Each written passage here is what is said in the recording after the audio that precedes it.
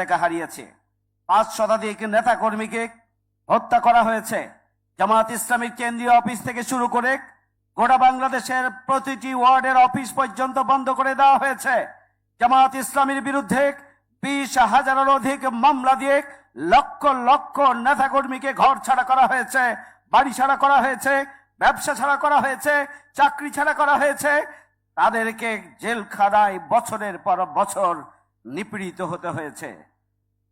সংগ্রামী ভাই বন্ধুগণ, বাংলাদেশ জামাত ইসলামীর শীর্ষ নেতৃবৃন্দের সন্তানদেরকে গুম করা হয়েছে। বাংলাদেশ জামাত ইসলামীকে তাদের নিবন্ধন কেড়ে নেওয়া হয়েছে, তাদের প্রতীক দাড়িপাল্লা কেড়ে নেওয়া হয়েছে, জামাত ইসলামীকে নিষিদ্ধ করা হয়েছে। লক্ষ্য ছিল 24-এর আন্দোলনকে ভিন্ন খাতে প্রবাহিত করা। জামাত ইসলামী ধৈর্য ধারণ করে 24-এর রাষ্ট্রের যে স্বার্থের সাথে সংশ্লিষ্ট যে আন্দোলন, সে আন্দোলনকেই এগিয়ে নেওয়ার জন্য ভূমিকা পালন করেছে। তারা দলীয় স্বার্থ বিবেচনা করে নাই।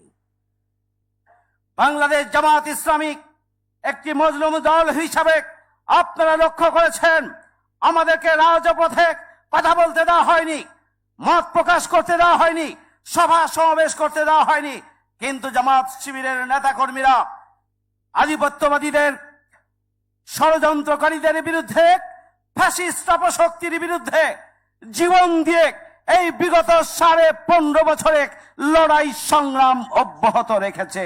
শুধু তাই নয়, আমিরে জামাত ডাক্তার শফিকুর রহমান যেখানেই বিপদ এবং মুসিবত, যেখানেই বন্যা, ঘূর্ণিঝড়, দুর্ঘটনা, অগ্নিসংযোগ, রোড অ্যাক্সিডেন্ট, নদী ভাঙ্গন, আমিরে জামাত সবার আগে ছুটে গিয়েছেন।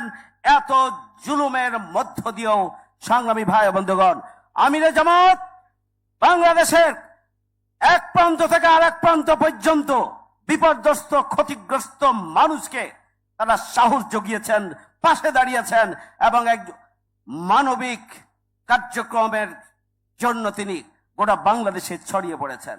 সংগ্রামী ভাইয়ের আমার, শুধু তাই নয়, এত কিছুর পরেও 5ই আগস্টের আন্দোলনে জামাত শিবির সহ এদেশে গোটা বাংলাদেশের সর্বস্তরের মানুষ যেমন রাজপথে ছিল, জামাত এবং ইসলামী ছাত্র শিবির রাজপথে ছিল। রাজপথে থেকে একদিকে যেমনি ভাবে তারা ভূমিকা পালন করেছে, অন্যদিকে আমরা ঘটনা চলাকালীন সময়ে